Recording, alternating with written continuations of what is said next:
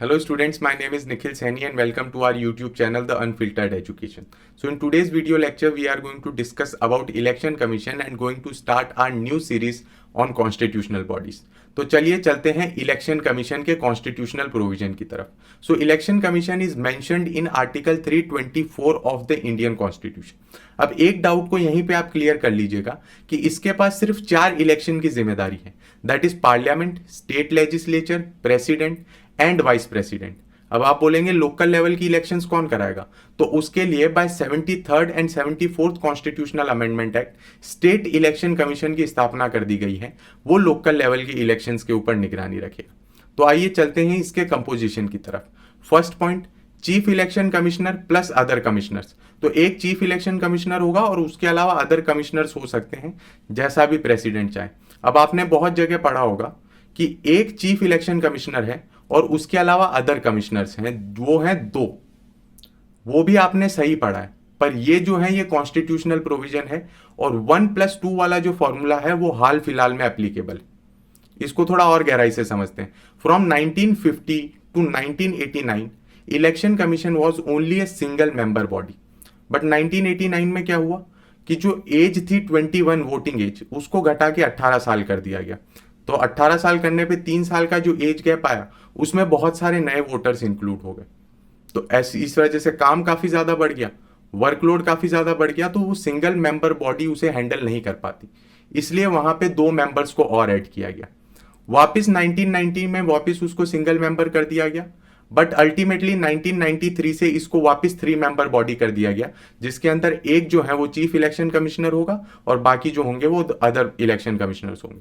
अब एक चीज और समझ लीजिए कि सारी जो पावर्स हैं चीफ इलेक्शन कमिश्नर और अदर कमिश्नर्स के पास वो सेम है. Same allowance, same salary, same power, और जो डिसीजन भी लिया जाएगा वो बहुमत से लिया जाएगा. अब आप बोलेंगे तो चेयरमैन बनाने का मतलब क्या है चीफ इलेक्शन कमिश्नर को? तो चेयरमैन के पद के साथ एक स्पेशल पावर आती है, वो ये कि जब भी अदर कमिश्नर्स को या फिर रीजनल कमिश्नर्स को हटाया जाएगा तो उसमें किसकी अनुमति लेनी पड़ेगी, किसकी रिकमेंडेशन लेनी पड़ेगी? चीफ इलेक्शन कमिश्नर की. तो किसी हटाने की पावर अगर मेरे पास है किसी को, तो वो अपने आप में बहुत बड़ी पावर हो जाती. ठीक, फिर चलते हैं कि इनका अपॉइंटमेंट कौन करेगा. तो इनका अपॉइंटमेंट प्रेसिडेंट द्वारा किया जाएगा. सो यहां पे प्रेसिडेंट जो है will work on the aid and advice of prime minister, वो हम सब जानते हैं. Next, regional commissioners may be appointed after the consultation with election commissioner by the president.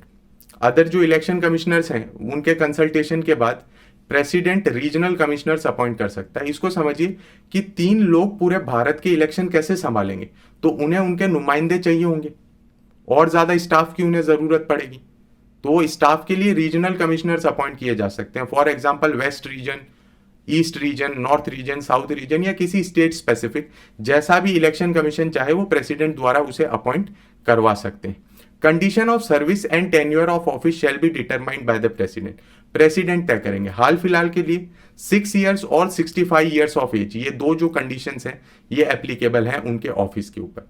तो चलिए चलते हैं उनकी इंडिपेंडेंस के लिए हमने क्या प्रोविजंस रखे हैं. तो सबसे पहले उन्हें उसी तरीके से हटाया जा सकता है चीफ इलेक्शन कमिश्नर को जैसे कि एक जज ऑफ सुप्रीम कोर्ट को हटाया जाता है. अब जिन्हें नहीं मालूम जज ऑफ सुप्रीम कोर्ट को कैसे हटाया जाता है, तो उनके लिए मैं बता दूं, उसके लिए स्पेशल मेजॉरिटी की जरूरत है लेजिस्लेचर द्वारा. तो सिंपल एग्जीक्यूटिव ऑर्डर द्वारा उन्हें नहीं हटाया जा सकता. पहले एक लेजिस्लेचर के थ्रू प्रोसेस कंप्लीट होगी और उसके बाद ही एग्जीक्यूटिव ऑर्डर पास हो सकता है. That too with a special majority. अब स्पेशल मेजोरिटी यहां क्या होगी? Half of the total membership of the house. जितने भी टोटल मेंबरशिप हैं उसके half plus 2/3 of present and voting. ये दोनों कंडीशन फुलफिल होनी चाहिए और इनमें से जो ज्यादा होगा उसे मान्यता मिलेगी. मतलब सिंपली दोनों कंडीशन फुलफिल होनी चाहिए. Second, service condition can not be change after their appointment. एक बार अपॉइंट कर दिया है तो उनकी सर्विस कंडीशन जो है डिग्रेड नहीं की जा सकती. मतलब आप उनकी सैलरी घटा नहीं सकते, पर अगर आप बढ़ाना चाहें तो बढ़ा सकते हैं, उसमें किसी को कोई भी आपत्ति नहीं होगी. Third thing, chief election commissioner जो है वही रिकमेंड करेगा अगर रीजनल कमिश्नर या अदर कमिश्नर को हटाना है. तो अपने आप सिंपल सी बात है कि अगर वो सही से काम कर रहे हैं तो क्यों चीफ इलेक्शन कमिश्नर उसको बोलेगा कि इन्हें हटा दो. सो ये सारी चीजें क्या है, उनकी इंडिपेंडेंस को स्टैब्लिश करने के लिए दी गई, उन्हें इंडिपेंडेंट रखने के लिए दी गई. अब इसमें लूप होल्स क्या क्या है? तो सबसे पहले no qualification is prescribed by the constitution. जब तक एक किसी भी पोस्ट की क्वालिफिकेशन नहीं दी जाती तो उसमें लूप होल बन जाते हैं। नेपोटिज्म आ सकता है, वहां पे भाई भतीजावाद आ सकता है, मैं किसी को भी बैठा सकता हूं, क्वालिफिकेशन तो कोई है नहीं ना। दूसरा लूप होल है कि उन्हें बार बार अपॉइंट किया जा सकता है। मतलब कि अगर मैं इलेक्शन कमिश्नर की पोस्ट से रिटायर हो रहा हूं तो मुझे और कोई पोस्ट मिल सकती है, मुझे गवर्नर का लालच दे सकते हैं। रूलिंग गवर्नमेंट मुझे ये बोल सकती है कि आपको गवर्नर बना देंगे, आप एक काम करें, ये थोड़ा सा यहाँ क्या है, स्ट्रिंजेंट ना बने और थोड़े से फ्लेक्सिबल रहे हमारे साथ। तो ये अपने आप में करप्ट प्रैक्टिस का एक हमें रूम मिल जाता है। तो ये दो लूप होल्स हैं जिसपे काम किया जा सकता है। अब इनके फंक्शंस क्या क्या रहेंगे। सबसे पहला फंक्शन इलेक्टोरल कॉन्स्टिट्यूएंसी, ये क्या है तय करेंगे कि कौन सा एक क्षेत्र होगा जहां पे विधानसभा या फिर मेंबर ऑफ पार्लियामेंट का जो है इलेक्शन होगा। तो वो एक कॉन्स्टिट्यूएंसी है, उसका ये तय करेंगे, एक एरिया तय करेंगे कि यहां पे ये कॉन्स्टिट्यूएंसी बनती है। Second point is their electoral roll. अब हर साल 18 साल की उम्र के ऊपर बहुत सारे बच्चे जाते हैं और बहुत सारे ऐसे बुजुर्ग भी हैं जो इस दुनिया को छोड़ के चले जाते हैं। तो इलेक्टोरल रोल को रिवाइज करना कि कौन कौन हमारे यहाँ पे मतदाता हैं, उनकी डिटेल्स को अपडेटेड रखना। Third, notify and schedule election, as simple as that. Notify करेंगे कि इस तारीख को इलेक्शन होगा और उसके बाद उस इलेक्शन को शेड्यूल किया जाएगा। नॉमिनेशन पेपर, जो भी एमएलएज या एमपीज के कैंडिडेट होंगे जो उस चीज के लिए लड़ना चाहेंगे उस पोस्ट के लिए, तो उनके नॉमिनेशन पेपर आएगा, उन्हें स्क्रूटनाइज किया जाएगा, क्या ये इंसान सही है इस पोस्ट के लिए, क्या कोई ऐसा लॉ है जिसके थ्रू ये वायलेट कर रहा है उस चीज को। तो ये सारी चीजों को चेक कौन करेगा, इलेक्शन कमीशन।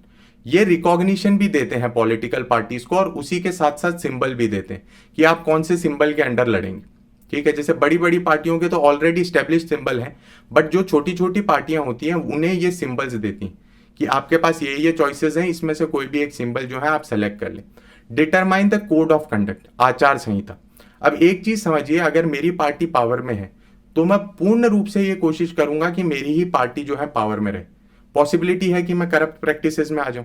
तो इन सारी चीजों को रोकने के लिए जैसे ही इलेक्शंस अनाउंस होते हैं मॉडल कोड ऑफ कंडक्ट लग जाता है। तो इसके अंदर इन चीजों का ध्यान दिया जाता है कि जो रूलिंग पार्टी है वो गलत तरीके से इन्फ्लुएंस ना कर पाए वोटर को, पैसे देके वोट ना खरीदे जा सके, शराब या कोई भी तरीका के गिफ्ट देके वोट्स ना खरीदे जा सके। तो ये सारी चीजों का ध्यान रखा जाता है मॉडल कोड ऑफ कंडक्ट के अंदर। इलेक्शन कमीशन एडवाइस भी करता है प्रेसिडेंट और गवर्नर को on the matter of disqualification. President on the matter of disqualification of MPs and governor on the matter of disqualification of MLAs. तो ये उनको ये राय देगा कि आपको डिस्क्वालीफाई आखिरकार करना चाहिए या नहीं। इसके अलावा बहुत बार हमने ऐसा देखा, एक इंसिडेंट भी मेरे को याद आ रहा है हरियाणा का, बट वो मैं मेंशन नहीं करना चाहूंगा, थोड़ा पॉलिटिकल हो जाएगी वो चीज। बट बहुत बार ऐसा होता है कि बूथ कैप्चरिंग हो जाती है, वायलेंस हो जाती है। तो ऐसे समय में इलेक्शन को रद्द कर देना ही एक सही कदम होता है। तो इसका डिसीजन भी कौन लेता है, इलेक्शन कमीशन ही इस चीज का डिसीजन लेता है। अब आपको मालूम है प्रेसिडेंट्स रूल लगाया जाता है। प्रेसिडेंट्स रूल 6 महीने और 6 महीने 1 साल तक एक्सटेंड किया जा सकता है without the permission of election commission. अगर 1 साल से ज्यादा उसे एक्सटेंड करना हो तो इलेक्शन कमीशन से परमिशन लेनी पड़ेगी कि यहां पे चुनाव नहीं करवाए जा सकते। तो ऐसे कंडीशन के अंदर वो इसे नोटिफाई करते हैं कि क्या यहाँ पे इलेक्शन हो सकते हैं या नहीं हो सकते। इसके अलावा नेशनल पार्टी और रीजनल पार्टी का जो स्टेटस है, जिसके साथ बहुत सारी प्रिविलेजेस मिलती हैं पार्टीज को, वो भी कौन ग्रांट करता है, इलेक्शन कमीशन ही ग्रांट करता है। अब इसकी इंपॉर्टेंस के बारे में समझते हैं। तो इंपॉर्टेंस के लिए मैं एक शब्द बोलूंगा आपको कि ये रीढ़ की हड्डी है। Election commission is backbone of democracy. अगर इलेक्शन कमीशन ना हो ना तो हमारे यहां लोकतंत्र जिंदा नहीं रह सकता। एक पार्टी आएगी फिर वो राज करती रहेगी। इलेक्शन कमीशन ये तय करता है कि फ्री और फेयर इलेक्शन हो। ये इस चीज का ध्यान रखता है कि डेमोक्रेसी जीवित हो। ये इस चीज का ध्यान रखता है कि किसी भी तरीके से एक पार्टी जो है ऑथोरिटेरियन ना बन पाए। तो ये डेमोक्रेसी की नींव है हमारे यहां। अगर इलेक्शन कमीशन फंक्शन करना बंद कर दिया तो शायद मैं ये सारी चीजें आपको समझा भी ना पाऊं। हमारी freedom of speech and expression भी चली जाए। जितनी भी सारी चीजें होंगी वो एकदम से क्या है, पूरी पूरी फिल्टर होके आप तक पहुंचेंगी। तो इलेक्शन कमीशन बहुत ही ज्यादा इंपॉर्टेंट बॉडी है और इसका विदाउट एनी बायसनेस परफॉर्म करना बहुत ज्यादा इंपॉर्टेंट है हमारी डेमोक्रेसी के लिए। तो कभी भी ये चीज आए तो इसके ऊपर आप बहुत सारी बातें लिख सकते हैं। मैं आपको सिंपल शब्दों में इतना बताना चाहूंगा कि जैसी इंडियन पॉलिटी आज हम कॉन्स्टिट्यूशन के अंदर पढ़ते हैं उसको वैसा बनाए रखने के लिए इलेक्शन कमीशन का बहुत बड़ा रोल है। अगर इलेक्शन कमीशन बायसनेस में आ जाए या इलेक्शन कमीशन प्रॉपरली फंक्शन ना करे तो हमारी इंडियन पॉलिटी को एकदम से डिस्ट्रॉय भी किया जा सकता। So this was all about election commission. इसके अलावा हम और सारी डिटेल्स पढ़ेंगे जब हम इलेक्शन प्रोसेस को डिस्कस करेंगे। I hope you like this video. Thank you very much.